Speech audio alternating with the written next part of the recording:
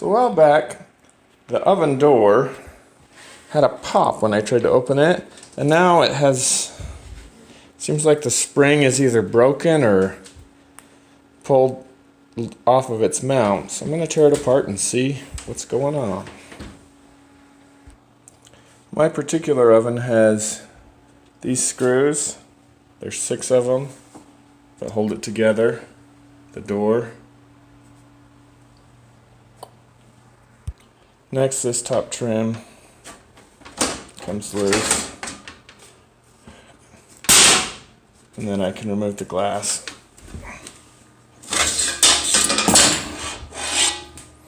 And voila, spring has fallen out. For reference, here's where the spring should be mounted. On the other side, it's still intact.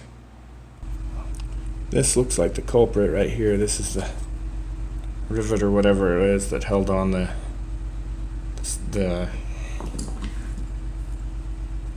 kind of hinge mount piece. So I'm going to be going to the hardware store looking for a pin, 1/4 inch in diameter. Main thing I'm going to be looking for with it is, besides the 1/4 inch diameter, is that it's not too long to slide through this hole. And this hole in my fridge.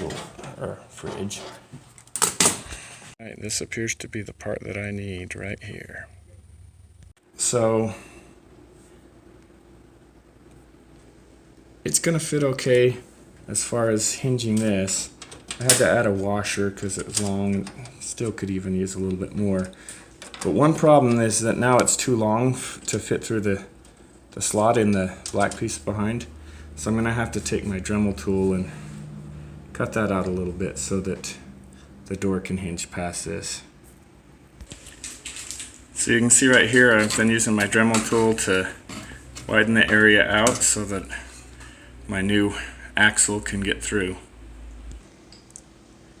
So there it is with the new axle installed, a washer for a spacer, and some grinding done to accommodate the screw head so that the door can open and close. Next up, figuring out how to get the spring back on it.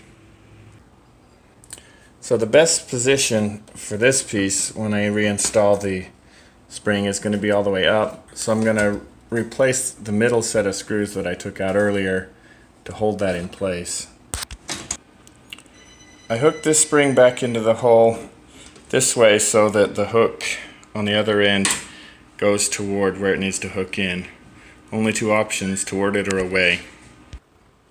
Now if I can just pull it up high enough to hook it onto the attachment point, I'll be good. Well, that wasn't as difficult as I feared it might be.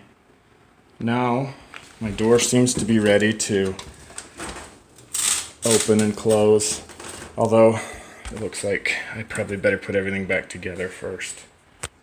Okay, it looks like I needed to work on my grinding again. So there it is.